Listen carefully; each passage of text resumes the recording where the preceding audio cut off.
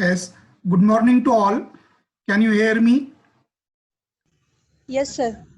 Okay, we will start. Okay. So in the last period, we have just started, that is Arrhenius theory of electrolytic dissociation. It is also called as ionic theory. It is also called as ionic theory. So we have discussed two postulates or assumptions of Arrhenius theory. We repeat in short, that is the first postulate or first assumption of Arrhenius theory is that is when neutral molecule dissolve in water, that is neutral electrolyte molecule are split up into two types of charged particle. These particles were called ions. Their particles were called ions, and the process is called as ionization. The positively charged particle were called cation, and those having negative charge is called anion. We have seen that is when neutral, जब neutral molecule को हम क्या करते हैं, पानी में डालते हैं तो क्या होगा, उसका स्प्लिट होता है आयंस में. दो टाइप के आयंस फॉर्म होते हैं. एक है कैटायन, जो पॉजिटिव आयन है, पॉजिटिव आयन को हम कैटायन कहेंगे, और जो नेगेटिव आयन होते हैं उसे हम कहेंगे anion. Now here we have seen that is AB is a neutral molecule, A plus B minus, and after dissociation it is converted into A plus that is cation in a positive charge, and B minus, that is the negative charge, B minus, that is anion. And this process is called as ionization. And a process, ionization means what? The process of formation of ion. जिस process में ions form होते हैं उसको हम कहेंगे ionization. Now next, second point, the ions present in solution constantly reunite to form a neutral molecule. यानी solution में क्या होता है, जब ions तैयार होते हैं तो वो constantly एक दूसरे से reunite, मिलते हैं, एक दूसरे से मिलते हैं, and they form the neutral molecule, और फिर से neutral molecule तैयार करते हैं. Thus there exists equilibrium between undissociated molecule and ions. यानी सॉल्यूशन में क्या होगा, अनडिसोसिएटेड मॉलिक्यूल यानी जो मॉलिक्यूल डिसॉल्व नहीं हुआ. जैसा कि फॉर एग्जांपल हम 20 ग्राम लिए हैं, 20 ग्राम शुगर को या सोडियम क्लोराइड को या एनी न्यूट्रल सब्सटेंस को हम क्या कर रहे हैं, पानी में डिसॉल्व कर रहे हैं. तो फर्ज कीजिए इसमें का 16 ग्राम ही डिसॉल्व हुआ, 4 ग्राम डिसॉल्व नहीं हुआ, तो 4 ग्राम को हम क्या बोलेंगे, अनडिसोसिएटेड मॉलिक्यूल. अनडिसोसिएटेड जो 16 है, 16 ग्राम जिसके आयंस तैयार होंगे, that is called as the dissociated molecule. तो डिसोसिएटेड और अनडिसोसिएटेड मॉलिक्यूल में क्या होगा, इक्विलिब्रियम एग्जिस्ट होती है. डिसोसिएटेड मॉलिक्यूल में क्या तैयार होते हैं, आयंस तैयार होते हैं. Understand? So there exist equilibrium between undissociated molecule and ions, या undissociated molecule and dissociated molecule. ऐसा भी ऑप्शन में दिया हुआ है, ऑब्जेक्टिव में आया था कि इक्विलिब्रियम किसके दरमियान तैयार होता है. That is equilibrium is form between undissociated and dissociated. बराबर है. अनडिसोसिएटेड आयंस ये भी बराबर है, बोथ ए एंड बी और नन ऑफ दिस. ऐसा एक क्वेश्चन था. सो रिमेंबर दैट डिसोसिएटेड यानी आयंस, डिसोसिएटेड मॉलिक्यूल यानी आयंस, और अनडिसोसिएटेड यानी जो बात डिसॉल्व नहीं होता. Remember that. Now this we have shown here, that is AB, it gives A plus plus B minus. Now applying the law of mass action, we have seen in chemical equilibrium K dissociation constant किस तरह से मालूम करते हैं. Last time जो तीसरा topic था हमारा उसमें देखे थे हमने, K is equal to concentration of A plus into concentration of B minus divided by concentration of AB, and that is equal to K, and K is called as the dissociation constant. Now up to this in the last period we have seen. Now third postulate of Arrhenius theory, the charge ions are free to move through the solutions. That is the charge ions. The charge ions means, that is, if you take here sodium and sodium chloride, what are the charge ion? Na plus and Cl minus. The charge ions are free to move through the solution to the oppositely charged electrode. जब हम उसका electrolysis करेंगे, यानी उसमें electrode attach करेंगे उस solution में, जो इलेक्ट्रोलाइट है जो है उसमें हम when we add water, then ions are formed. One ions are positive and another is negative, cation and anion. अब ये cation और anion कहाँ पे that is move होते देखिए. The charged ions are free to move through the solution to the oppositely charged electrode. Oppositely charged electrode, that is positive अगर ion है तो वो क्या करेगा, नेगेटिव इलेक्ट्रोड की तरफ ये होगा. कैथोड और एनोड जो है इलेक्ट्रोड होते हैं, understand. So that is positive अगर है, कैटायन है तो वो नेगेटिव इलेक्ट्रोड की तरफ अट्रैक्ट होगा या मूव होगा, और अगर नेगेटिव इलेक्ट्रोड है तो वो क्या करेगा, पॉजिटिव इलेक्ट्रोड की तरफ अट्रैक्ट होगा या ट्रांसफर होगा या मूव होगा. So that is the charged ions are free to move through the solution to the oppositely charged electrode. यानी जो चार्ज आयंस हैं वो क्या करते हैं, मूव करते हैं. कहां पे मूव करते हैं, अपोजिटली चार्ज इलेक्ट्रोड. दो इलेक्ट्रोड हैं, यू नो दैट इज, एक पॉजिटिव इलेक्ट्रोड होता है और एक नेगेटिव. सो कैटायन है तो नेगेटिव इलेक्ट्रोड की तरफ जाएगा, और एनायन जो है, एनायन पर नेगेटिव चार्ज होते हैं तो वो पॉजिटिव इलेक्ट्रोड की तरफ जाएगा. This is called as migration of, that is migration of ion, migration and transfer. This is called as migration of ions. This movement of the ions constitute the electric current through electrolyte. This movement of the ions constitute the electric current through the electrolyte. इसमें से electric current pass होता है. This explains the conductivity of electrolyte as well as the phenomena of electrolysis. इससे क्या होता है, conductivity of electrolyte, ये जो कंसेप्ट ये भी क्लियर होता है, और फिनोमेना ऑफ इलेक्ट्रोलिसिस भी एक्सप्लेन होता है. So this is the third part. I will repeat in short. The charge ions are free to move through the solution to the oppositely charge electrode. यानी जो ions form हुए हैं वो oppositely electrode की तरफ move होंगे. Cation है, positive है तो नेगेटिव की तरफ जाएगा, और नेगेटिव है तो पॉजिटिव की तरफ जाएगा. This is called as migration of ion. Migration means transfer of ion. This movement of the ion constitutes the electric current through electrolyte. This explains the conductivity of electrolyte as well as the phenomena of electrolysis.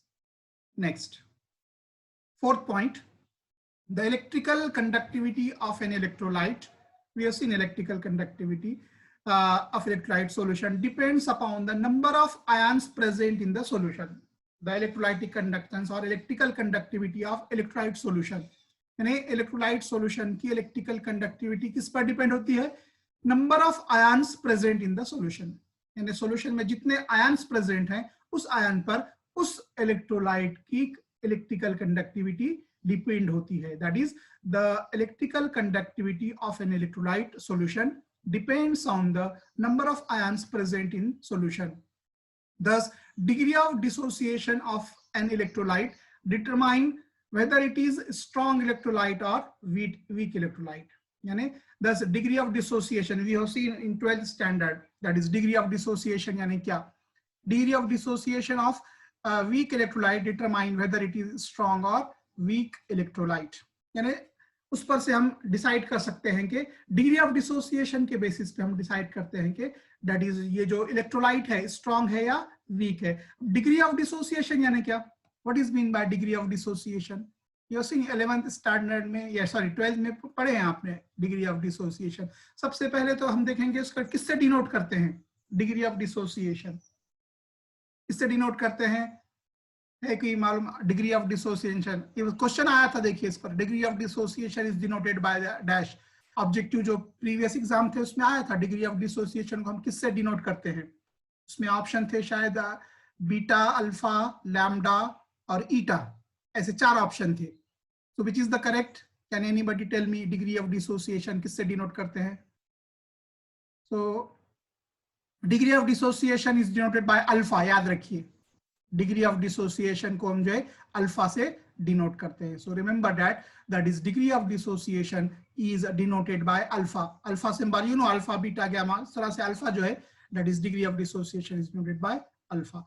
अब degree of dissociation की definition क्या है, देखिए what is the definition of degree of dissociation. Alpha is equal to, what is the formula for that is degree of dissociation.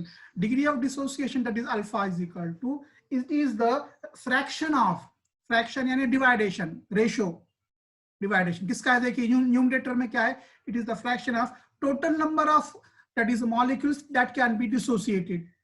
कितने molecule dissociated हुए हैं उसकी तादाद, उसका नंबर न्यूमरेटर में, divided by total mole, that is called as the degree of dissociation. अभी देखिए हमने प्रीवियस एग्जांपल मैंने बताया था आपको कि 20 ग्राम हमने शुगर लिए थे या सॉल्ट लिए थे और उसको डिसॉल्व किए तो 16 ग्राम डिसॉल्व हो गए।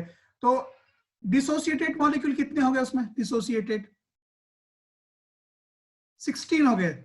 और अनडिसोसिएटेड कितने हो गए? अनडिसोसिएटेड जो डिसॉल्व नहीं हो गए 4 हो गए। ओके, दैट इज, तो डिग्री ऑफ डिसोसिएशन कैसा मालूम करेंगे? अल्फा इज इक्वल टू जितने मॉलिक्यूल डिसॉल्व हो गए, दैट इज डिसोसिएट हो गए, उसका number divided by total mole. For example मैंने बताया आपको कि 20 ग्राम लिए हैं, 20 ग्राम शुगर लिए हैं या 20 ग्राम सोडियम क्लोराइड लिए हैं या 20 ग्राम दैट इज एक इलेक्ट्रोलाइट लिए हैं और उसको हमने पानी मिलाए हैं, we have added water, then what will happen? 20 gram में से 16 ग्राम डिसॉल्व हो गया और 4 ग्राम नहीं हो गए। तो डिग्री ऑफ डिसोसिएशन कैसा मालूम करेंगे? Alpha is equal to number of dissociated mole, dissociated कितने हैं? 16, divided by number of total number of mole, total कितने हैं? कितना लिए थे? 20, 16 डिवाइडेड बाय 20, तो कितना होगा? 16 डिवाइडेड बाय जो भी होगा दैट इज 0.8, 0.8। इस तरह से मालूम करेंगे। अंडरस्टैंड? नाउ फर्ज कीजिए that is in case of weak electrolyte. अब तो इलेक्ट्रोलाइट कैसा होगा? वीक होगा, वो इलेक्ट्रोलाइट वीक होगा क्योंकि जो पूरा डिसॉल्व होता है 20 ग्राम लिए फर्ज कीजिए और 20 का 20 डिसॉल्व हो गया, तो डिग्री ऑफ डिसोसिएशन कितनी होगी? फिर स्ट्रॉन्ग इलेक्ट्रोलाइट लिया आपने, 20 ग्राम लिया और 20 ग्राम को वाटर में ऐड किए और 20 का 20 ऐड हो गया, मतलब डिसॉल्व हो गया, तो डिग्री ऑफ डिसोसिएशन कितनी होगी उसकी? अल्फा इज इक्वल टू, क्या फार्मूला है? नॉट जीरो, सी कैलकुलेशन कीजिए। अल्फा इज इक्वल टू कितने मॉलिक्यूल डिसॉल्व हो गए उसमें? 20 हो गए। मॉलिक्यूल कितने? 20, 20 डिवाइडेड बाय 20 कितना होता? 20 तकसीम 20 1 आएगा ना? yes 1। so remember that degree of dissociation of strong electrolyte is 1, हमेशा 1 होती है क्योंकि एक से, अब 20 ग्राम लिए हैं, एक से ज्यादा तो नहीं होगी ना, 20 ग्राम लिए है, 22 ग्राम तो डिसॉल्व नहीं होगा वो। तो रिमेंबर दैट स्ट्रॉन्ग इलेक्ट्रोलाइट की डिग्री ऑफ डिसोसिएशन हमेशा 1 होती है। इस पे देखिए अब थेरोटिकल क्वेश्चन, थेरोटिकल है तो इस पे ये तो क्वेश्चन असम्पशन तो नहीं पूछेगा, लेकिन इस पे ऑब्जेक्टिव में इस पे आता है क्वेश्चन कि degree of dissociation of strong electrolyte is dash dash, कितनी होती है? ऑलवेज, हमेशा। जैसा कि 20 ग्राम लिया आपने, स्ट्रॉन्ग है तो 20 का 20 डिसॉल्व होगा। जितना आप स्ट्रॉन्ग इलेक्ट्रोलाइट अगर है तो जितने ग्राम लिए होंगे तो पूरा डिसॉल्व होगा, याद रखिए, स्ट्रॉन्ग में। लेकिन वीक में क्या होगा? 20 ग्राम लिए तो 20 का बेस कभी डिसॉल्व नहीं होगा, या 18 होगा, 16 होगा, जो भी होगा, 20 से कम होगा, तो उसकी डिग्री ऑफ डिसोसिएशन कितनी होगी? 1 नहीं आएगी, 1 से कम आएगी वीक की। और स्ट्रॉन्ग की कितनी आएंगी? 1 आएगी, क्योंकि जितना आपने लिए हैं, 50 लिए हैं, 50 ग्राम लिए हैं, अगर स्ट्रॉन्ग है तो 50 में का 50 डिसॉल्व हो गया फर्ज कीजिए, तो 50 डिवाइडेड बाय 50 तो 1।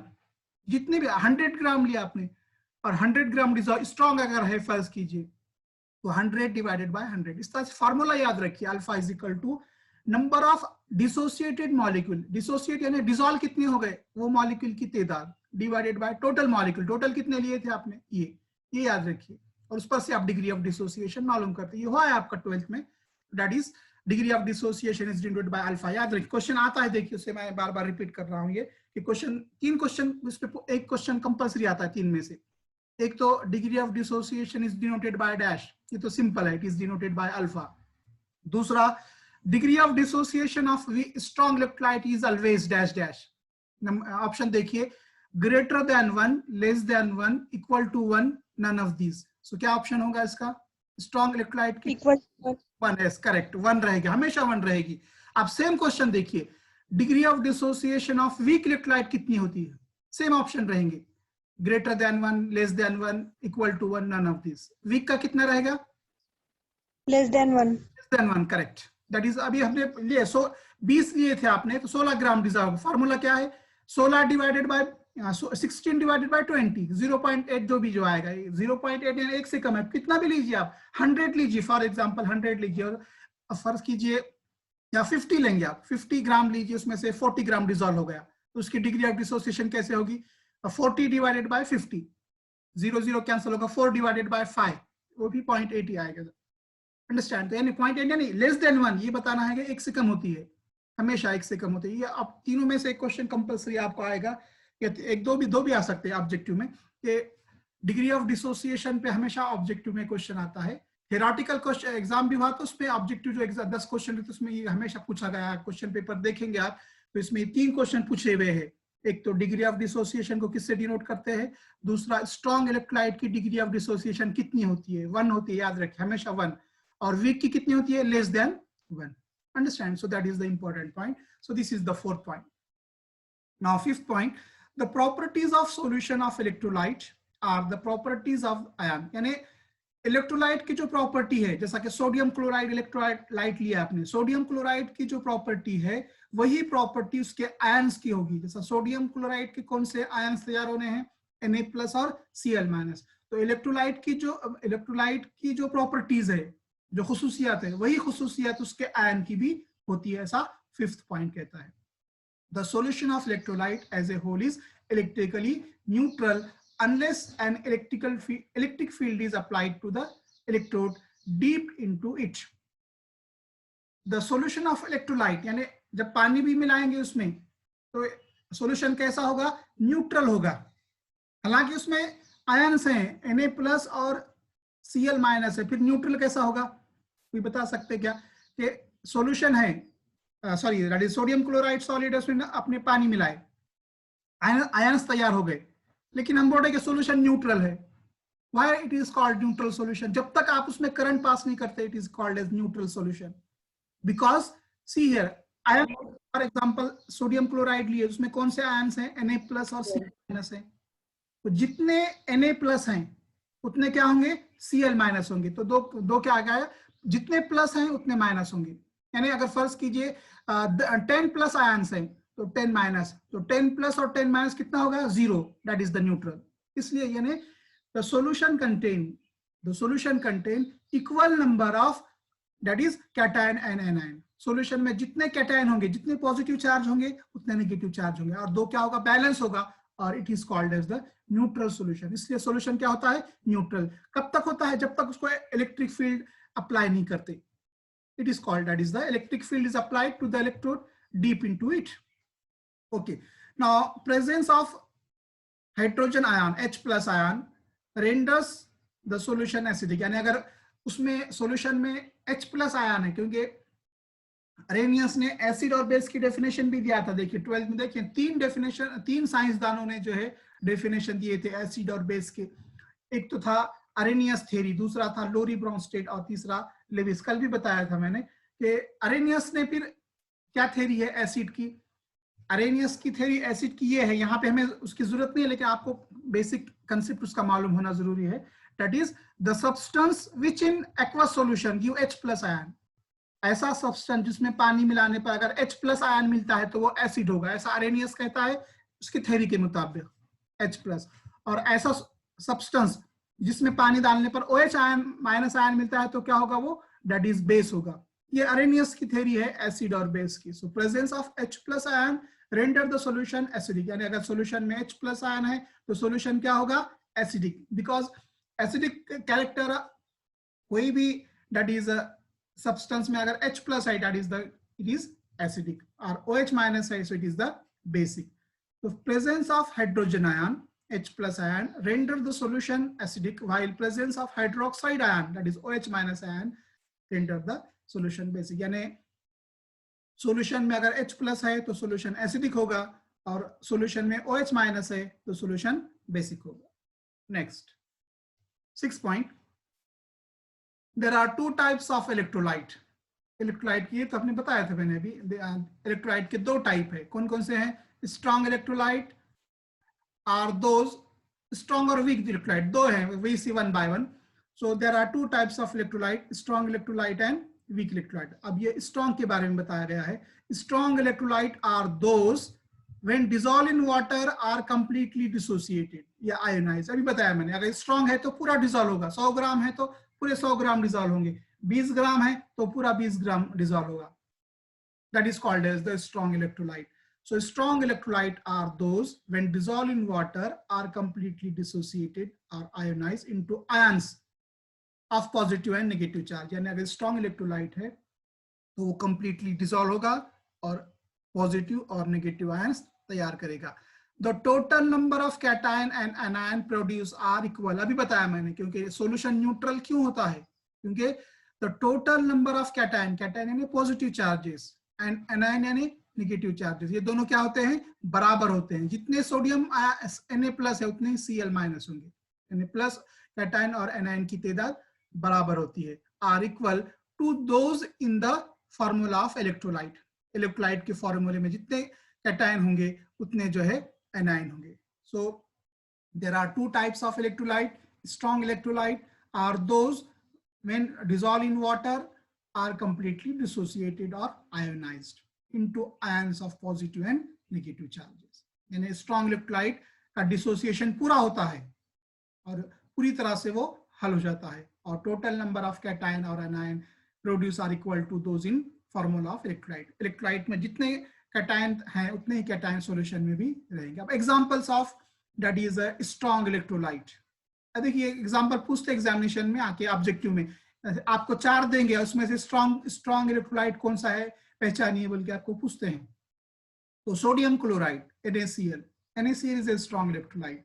KCl, potassium chloride, it is also a strong electrolyte. Silver nitrate, it is also AgNO3, it is also a strong electrolyte. Are few examples of strong. आपको सिर्फ ये देंगे which of the following is strong electrolyte, इनमें से strong electrolyte कौन सा है, NaCl, KCl, AgNO3, all of these, answer होगा all of these, या 3 वीक देंगे और एक स्ट्रॉन्ग देंगे, आपको पहचानना है उसमें से स्ट्रॉन्ग कौन सा है, हम देखेंगे बाद में objective type question. So this is about the strong electrolyte. Now weak electrolyte, in case of weak electrolyte there is partial dissociation into ions in water and equilibrium exists between the dissociated ions and the undissociated electrolyte। देखिए strong electrolyte में equilibrium नहीं होती है strong electrolyte, क्योंकि completely dissociation होता है उसका। और वीक इलेक्ट्रोलाइट में क्या होगा, there what are weak electrolyte, the electrolyte which are partially dissociated, partially डिसो, जैसा कि 16 20 लिए थे आपने, 16 ग्राम ही डिसॉल्व हो गए, तो पार्शियल हो गए, पूरे नहीं होंगे। So in case of weak electrolyte there is partial dissociation into ions in water and equilibrium. देखिए वीक इलेक्ट्रोलाइट में इक्विलिब्रियम होती है, स्ट्रॉन्ग में नहीं होती, याद रखिए ऑब्जेक्टिव में आता है, there exist equilibrium between that is a undissociated molecule and ions are dissociated molecule. So in case of weak electrolyte there is partial dissociation into ions in water and equilibrium exists between the dissociated ion and undissociated molecule। ये पहले ही explain किया मैंने कि equilibrium week electrolyte में होती है जिसका dissociation partially होता है, और इनमें इक्विलिब्रियम किसके दरमियान होती है, अनडिसोसिएटेड मॉलिक्यूल जो डिसॉल्व नहीं हो गए, और आयंस, आयंस को या डिसोसिएटेड मॉलिक्यूल भी कहेंगे हम उसे, dissociated ion and undissociated electrolyte. For example अब देखिए इसके एग्जांपल, वीक इलेक्ट्रोलाइट के example, acetic acid, acetic acid is example of that is weak electrolyte. Remember that acetic acid, formic acid, propionic acid, generally organic acid, organic acid जो है क्या है, example है weak electrolyte. आगे हम और देखने वाले हैं इस दैट इज डिटेल में what are strong and weak electrolyte, so more example we see in that, और ज्यादा एग्जांपल में अगली स्लाइड जो है उसमें हम देखेंगे। Acetic acid is a weak electrolyte in water and unionized acetic acid molecules are in equilibrium with acetate ion and H+ ion in the solution। Acetic acid, what is the formula, CH3COOH, acetic acid, उसका dissociation करेंगे हम CH3COOH का, तो ions कौन से form होंगे, जैसा कि NaCl लिए तो Na+ और Cl- तैयार हो गए थे। उसी तरह एसिटिक एसिड अगर लेंगे हम CH3COOH तो कौन से आयंस फॉर्म होंगे, CH3COO- acetate ion plus H+. So these are the that is assumptions of that is the Arrhenius theory। आपको क्वेश्चन, आप अगर थेरोटिकल क्वेश्चन, थेरोटिकल एग्जाम रहा तो उसमें हमेशा क्वेश्चन पूछा गया है, right any 5 assumptions or postulates of Arrhenius theory of electrolytic dissociation। ये थोड़ा मैंने डिटेल में लिया है, थोड़ा सा शॉर्ट करके इसमें आपको लिखना है अगर थेरोटिकल एग्जाम हुआ तो। सो this is the postulates of Arrhenius theory। Next, facts और एडवांटेजेस। अब अरेनियस थ्योरी का क्या फैक्ट्स है, क्या फायदा हुआ, advantages explain by Arrhenius theory. So by using theory of electrolytic dissociation, he has explained that is the facts, that is what are the facts explained by Arrhenius theory. facts या ऐसे इसके फायदे या advantages हम कह सकते हैं। तो पहला एडवांटेज क्या है देखिए, पहला facts, number 1, ions present in solid electrolyte, ions present in solid electrolyte.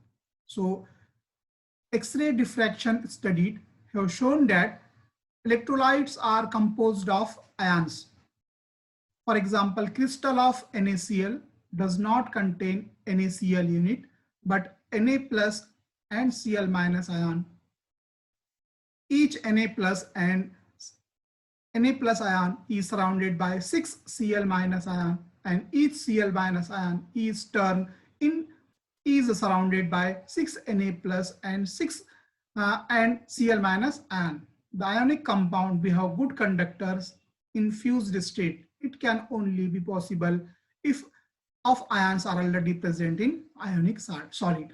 That is short में किस तरह से बताएंगे इसको, that is electrolyte जब solid state में है, so in solid state also the ions are present.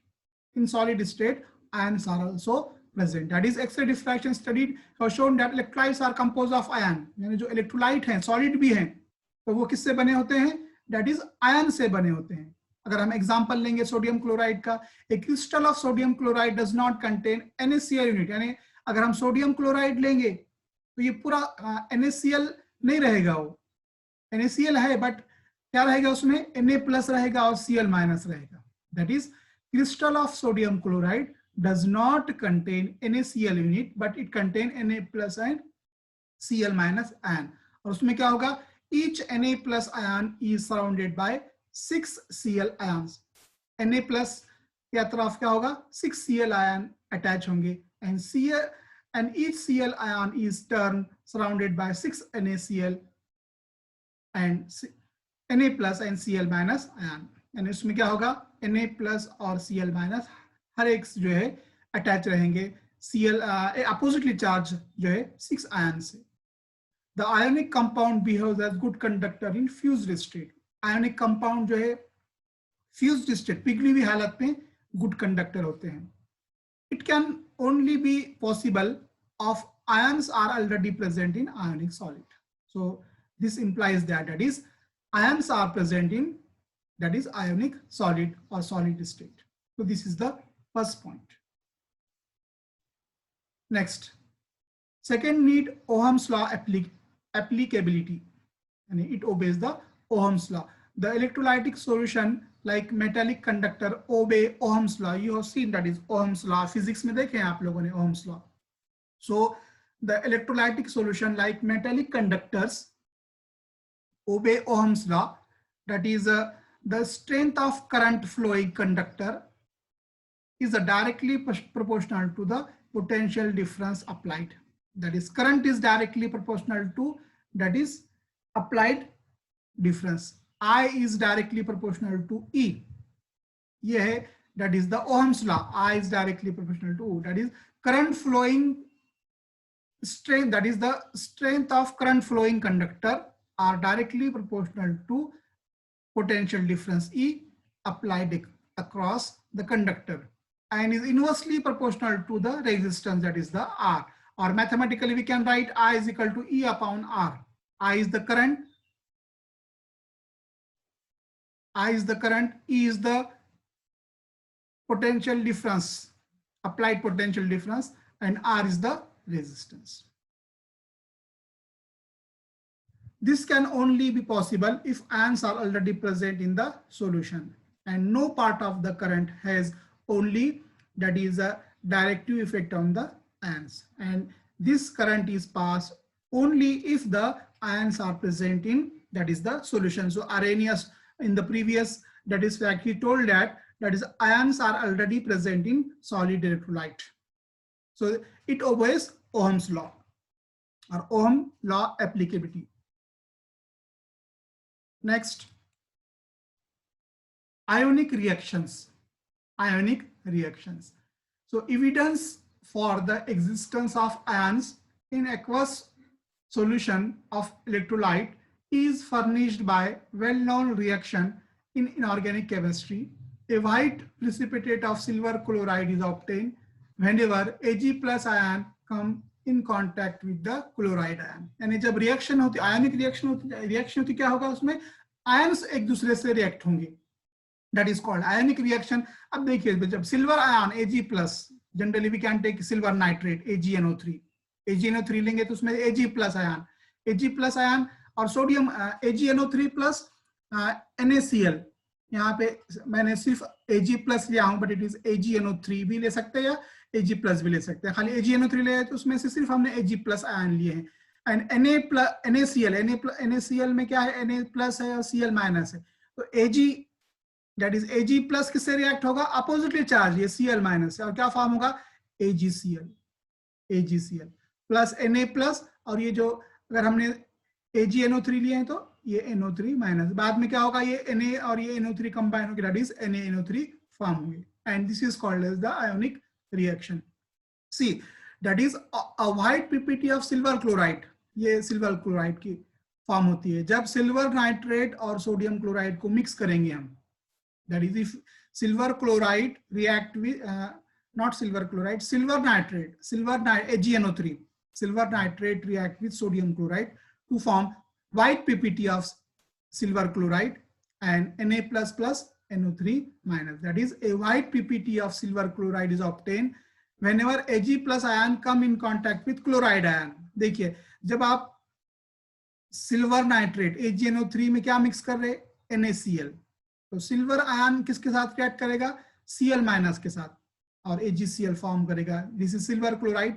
White PPT के फॉर्म में ये फॉर्म होती है, plus Na plus plus NO3 minus. But no PPT occur when silver nitrate solution is added to carbon tetrachloride, CaCl3 or C2H5Cl, as these substance being non-electrolyte do not furnish Cl minus ion in the solution. जैसा कि silver nitrate में हम sodium chloride मिलाएंगे तो silver ion chloride Cl के साथ react करेगा. उस अगर हम सिल्वर नाइट्रेट सॉल्यूशन में CCl4 डालेंगे, क्योंकि क्लोराइड है, इसमें भी Cl है, क्लोरोफॉर्म में भी Cl है, इथिल क्लोराइड में भी Cl है. तो these substances being non-electrolyte, ये नॉन इलेक्ट्रोलाइट हैं, तो do not furnish Cl math, तो इसके साथ रिएक्ट नहीं करते हैं, दैट इज सिल्वर के साथ, because these are non-electrolyte and they does not form the white PPT. They furnish the Cl ion in the solution. So this is the ionic reaction. Now next is it is used for heat of neutralization. Heat of neutralization. That is when 1 gram equivalent of a strong acid is neutralized by 1 gram equivalent of a strong base, the heat evolved is always same, that is 13.7 kilocalorie. This can be explained on the basis of, that is Arrhenius theory, that an acid furnished H plus ion and base OH minus ion when dissolved in water, and the process of neutralization involved the common reaction.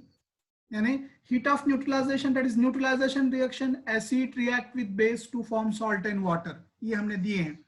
1 gram acid लेंगे, strong acid HCl लेंगे, and 1 gram of base, strong base, that is NaOH लेंगे. तो क्या होगा उसमें? H plus ion from acid, it react with OH minus ion from base. देखिए H plus plus Cl minus plus NaOH, NaOH में Na पर positive charge है और OH पे नेगेटिव चार्ज है, तो हमने सिर्फ एसिड का H plus लिए हैं और बेस का OH minus लिए हैं. So it form, that is the H2O, and in this heat evol is 13.7, that is kilocalories. Thus, heat of neutralization is actually the heat of formation of H2O from H plus and OH minus ion. And lastly, that is the abnormal colligative properties. That is, Arrhenius theory is used to explain, that is abnormal colligative property. That is abnormal behavior towards colligative properties as observed in case of electrolyte can be explained on the basis of ionic theory. So these are the facts. Facts are not so important. That is, assumptions are important here. So only remember that is only to write its facts also. 2 point लिखना है आपको, 2 point पूछते examination में, right attach question रहता अगर theoretical question रहा तो. What are the assumptions of Arrhenius theory? Write its facts also. 2 mark के लिए फैक्ट्स, तो कोई 2 पॉइंट इसमें 5 में से लिखना है. 2 पॉइंट आई विल शॉर्ट में रिपीट करता है. एक तो आयन, उसके ion present in solid electrolyte, then Ohm's law applicability में होता है यूज इसका, देन आयनिक रिएक्शन में होता है heat of neutralization or abnormal colligative properties. So these are the facts of Arrhenius theory. Next is limitation, but we will see tomorrow limitations of Arrhenius theory. So these are the facts. Limitations are important. Limitations 2 mark के लिए पूछते हैं, fact 2 mark के, 10 mark के लिए question है. देखिए Arrhenius theory. assumption के लिए 7 मार्क पूछेंगे, और ये जो फैक्ट है 1.5 मार्क और लिमिटेशन 1.5 मार्क, या 2 मार्क के लिए पूछते हैं. So pay attention on that is the assumptions. तो limitation we will be discuss in the next period. Limitation तो पूरी हमारी अरेनियस थ्योरी जो है कंप्लीट होगी. देखिए बहुत लॉन्ग 3 क्वेश्चन हैं इसमें. तो हमने क्या देखे, postulates of Arrhenius theory, number 2 facts. Facts उतने इंपॉर्टेंट नहीं है, फैक्ट्स, और तीसरा है limitation, limitations of Arrhenius.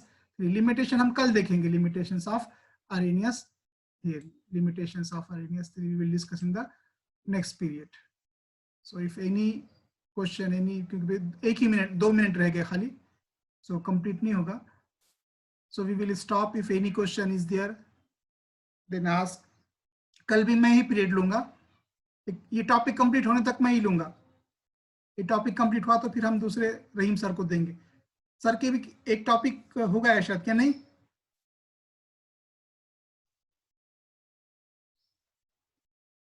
Okay, we will discuss in the next period.